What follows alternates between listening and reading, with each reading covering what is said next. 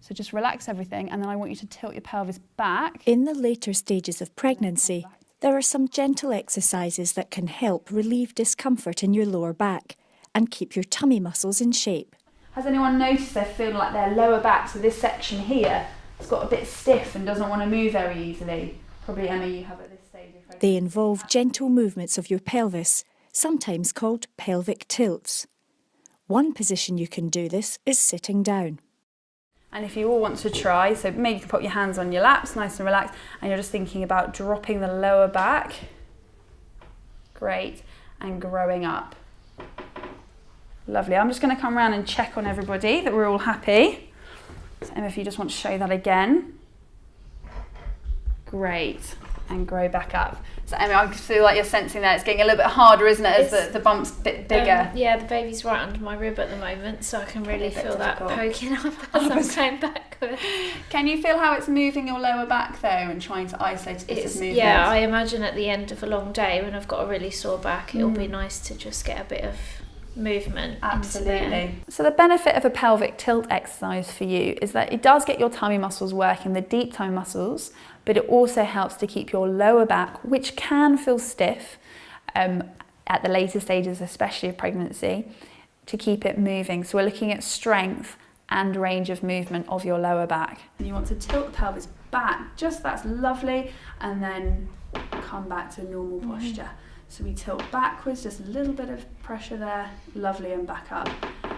And can you feel that in your lower back? Definitely. Do you mind if I put my hands on your pelvis? Is that okay? So I'm just going to come just around here. You relax your shoulders. Okay, try and relax as much as you can. I know it's not very natural. So just relax everything, and then I want you to tilt your pelvis back and then come back to the middle. So you want to keep everything quite stiff, okay? So just really try and think about being nice and floppy at the top, and we're only thinking about moving here, okay? So let's pop my hands back on, and then you just want to sink back and come back up. Let me just put my hand behind. That's it, so sinking back into my hand and then come back up. Yeah, can you start to feel that in the lower back? It can be good if you're sitting at a desk for long periods of your day, if you are sitting down, to build it into a routine, maybe every half an hour trying to do 10 to keep yourself moving and your tummy muscles working, especially if you're having any lower back and pelvic pain. As her bump has been getting bigger, Emma's been having some discomfort in her lower back, so she stayed behind to get some more suggestions from physiotherapist Claire. So Emma, I'm going to get you onto your hands and knees now. Another position that can be good for pelvic tilts is on your hands and knees. We want the hip joint to be above the knee, lovely. A nice distance between the knees, shoulders above the wrists, and the neck relaxed. And Emma's looking lovely just straight down to the mat. So with this exercise, what we're looking to do is get the pelvis and the lower back moving. So we're going to be tilting the pelvis. So what I'd like you to do is try and engage the tummy muscles. So take a nice breath in, breathe out, and pull the tummy muscles in. And then we want to try and tilt the pelvis back. And then you're going to drop it down to the floor. Keeping those tummy muscles working then, okay? Yeah, it's hard, isn't it? We want to just let them go, absolutely. So it doesn't have to be a completely strong tummy muscle contraction, but just get them gently working and engaging, pulling in. And then lovely, I'm going to give you a little bit of help. We're going to think about tilting the pelvis back and then dropping it down. So we're focusing that movement just here. I'll just help you feel that again.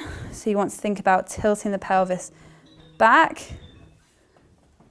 Good, and then dropping it back down. Lovely. Trying to isolate that movement. And again, tilting back. Lovely. And then dropping down. Great. And back up to the middle, which we'd call the neutral. Lovely. And that's another nice one to be doing maybe at the end of your day if your back's feeling quite stiff.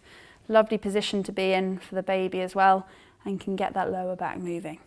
It can also be good if you're out and about walking and you're feeling like your back's starting to ache if you lean against a wall. Nice and supported, lovely. And you might just want to bring your feet slightly away from the wall. Okay. Excellent. And if you put your shoulder blades against the wall, what you'll feel is, can you feel my hand can fit in the gap there? Absolutely. So that's what we're trying to remove. We're trying to remove the gap between you and the wall, but we're not going to move the upper body. Okay. So I'm going to put my hands just around your pelvis and help you feel that movement. And I want you to just tilt the pelvis into the wall, take that gap away and come back again.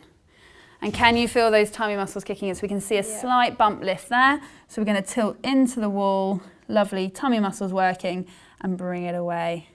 Absolutely, and we keep the upper body and we keep the legs nice and relaxed. We're just isolating movement here. So we're tilting back and then away from the wall. And again, if we just show into the wall and away.